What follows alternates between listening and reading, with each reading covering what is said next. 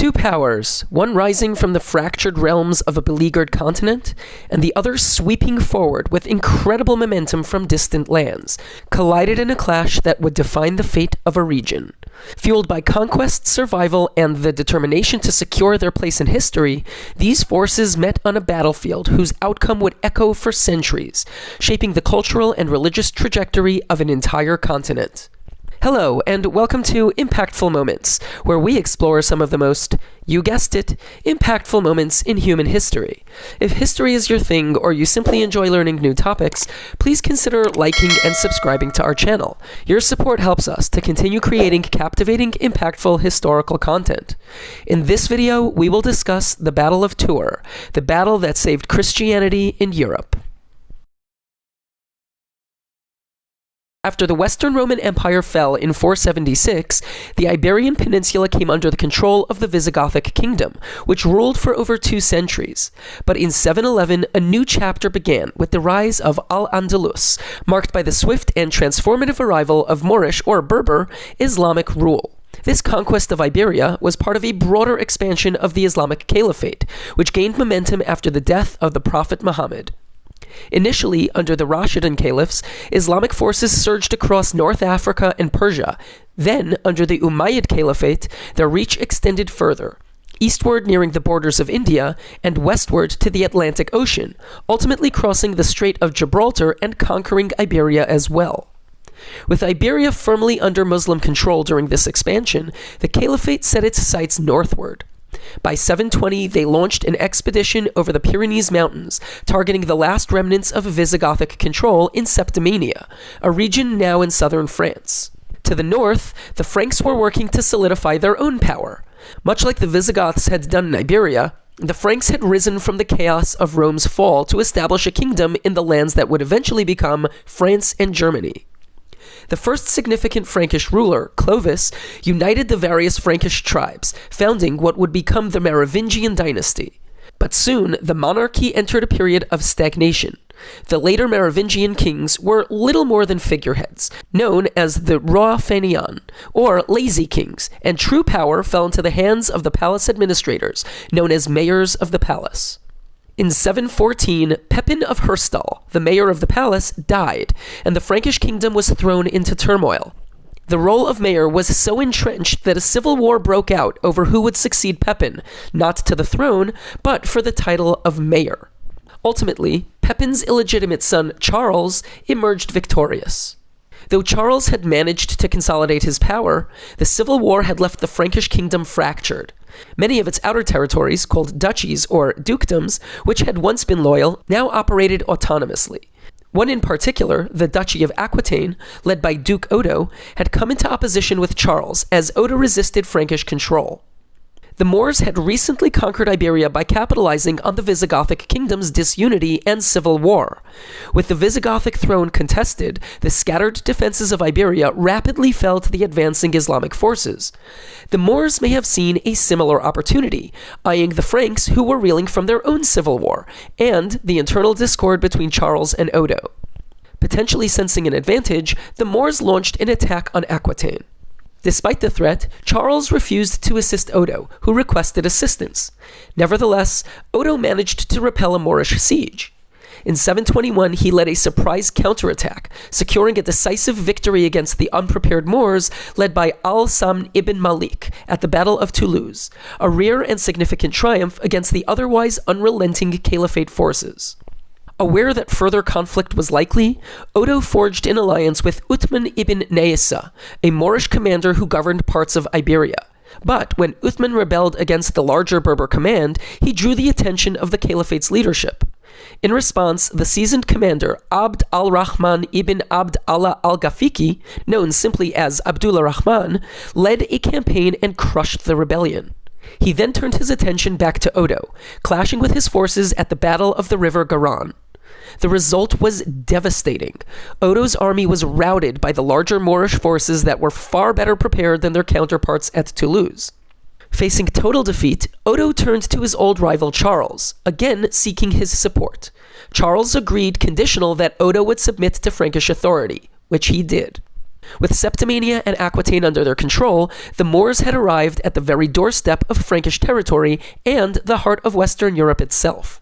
Moving north, their immediate goal was the city of Tours. According to many accounts, the Moors were drawn there by the wealth surrounding the Abbey of St. Martin, a renowned pilgrimage site holding substantial riches. As they advanced, devastating Aquitaine along their path, the Moors had likely failed to conduct adequate reconnaissance, underestimating the power and position of an unexpected resistance. Charles, meanwhile, had made a series of key predictions that gave his Franks an edge, even though his forces were likely outnumbered. Anticipating that the Moors would target Tours, Charles moved to cut them off, avoiding the main roads, catching them off guard. His army also took advantageous positions, including the hills giving them the high ground and the outskirts of a forest which cleverly concealed the true size of his force. Charles also anticipated that the prospect of wealth would drive the Moors forward, despite the unexpected resistance, their position disadvantage, and a lack of intelligence on Frankish movements. He also likely believed that al-Rahman's troops, representing the unstoppable Islamic forces, would not easily consider retreating from a quote-unquote inferior Christian army. After a tense week of playing the waiting game, al-Rahman's forces finally launched their charge. Despite the Moorish cavalry's superiority over the Frankish infantry, Charles's troops held their formation without breaking, using the terrain to blunt the Moorish cavalry's advantage. The Frankish infantry, motivated and incredibly disciplined, repelled repeated attempts by the Umayyad forces to break their lines. Exhausted and demoralized by these unsuccessful charges, the Umayyad army began to pull back. Sensing an opportunity, the Franks pressed forward, and in the ensuing clash, Abd al-Rahman himself was killed. The remaining Moorish forces, now leaderless and retreating, withdrew under the cover of night. Charles chose not to pursue them further, wary of a potential ambush, but Aquitaine forces intercepted and further routed the retreating Moors, driving them back across the Pyrenees. This tactical and disciplined victory, one of the first and most convincing over relentless Muslim forces, preserved much of Europe from further Islamic expansion, and earned Charles his iconic title, Martel, meaning the hammer, for his military prowess and for the resounding blow he had delivered to the invading forces. While the Battle of Tours didn't end Muslim incursions into Frankish territory, it dealt a significant blow to the Umayyads' expansion efforts and morale, putting them largely on the defensive, all while giving the Franks a tremendous boost in confidence. Over the following decades, however, the Moors maintained their presence in Septimania, and raids continued on both sides. The Franks launched incursions into Moorish territories, while the Moors attempted to press northward into Frankish lands. This back and forth persisted until Pepin the Short, Martel's son, finally drove the Moors out of Narbonne in 751, securing control of Septimania for the Franks. This victory and consolidation of power granted Pepin the legitimacy to restore authority to the monarchy, shifting control from the mayor of the palace to his newly acquired Carolingian kingship. As the first Carolingian king, Pepin's reign laid the foundation for a powerful dynasty that would eventually initiate the Reconquista, the gradual Christian reclamation of Iberia that would unfold over centuries. This endeavor truly began with Pepin's son, Charlemagne, who captured Barcelona and established control over the Spanish March, a military buffer zone, in 801. By creating the Spanish March, Charlemagne set the groundwork for the expansion of the Frankish Empire and the long-term Christian reclamation of the Iberian Peninsula.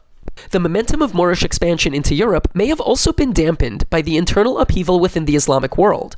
In 750, the Umayyad Caliphate was overthrown by the Abbasids, which redirected Muslim political focus eastward. A surviving member of the Umayyad family, Abd al-Rahman I, fled to Iberia and established the Emirate of Cordoba, which later became the Caliphate of Cordoba.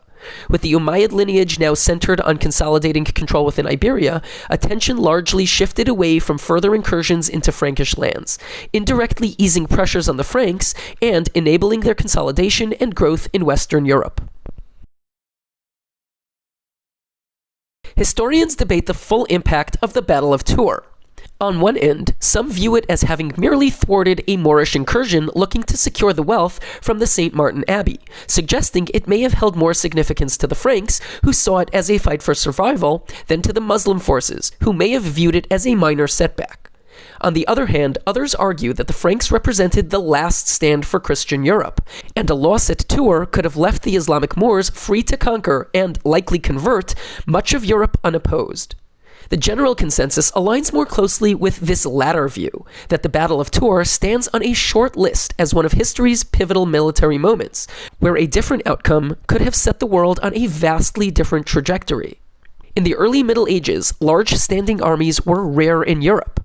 The feudal system, which relied heavily on local loyalty to regional lords rather than a centralized authority, made consolidating vast armies difficult. Charles Martel's tactical prowess and his army's discipline were therefore all the more remarkable, and his victory at Tours is often credited with preserving Christian values in Europe and possibly beyond. By halting the potential for a religious and cultural shift throughout Europe, Tours likely had far-reaching consequences, motivating both immediate and future powers to prioritize central governance and organized military forces. This battle may have marked a turning point in Europe's overall military approach, sparking a shift from reactive defenses to a more organized resistance against the previously unstoppable Muslim expansion.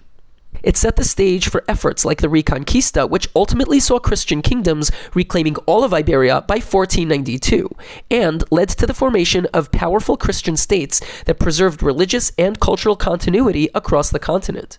This lasting delineation of religious spheres of influence profoundly shaped Europe's political and cultural landscape, influencing future, often protracted conflicts like the Crusades and embedding distinct cultural identities that persist today. I hope you enjoyed this video and found this period in history both informative and enlightening. Please feel free to share your thoughts in the comments below, and I hope you can join us for another video. Thanks for watching.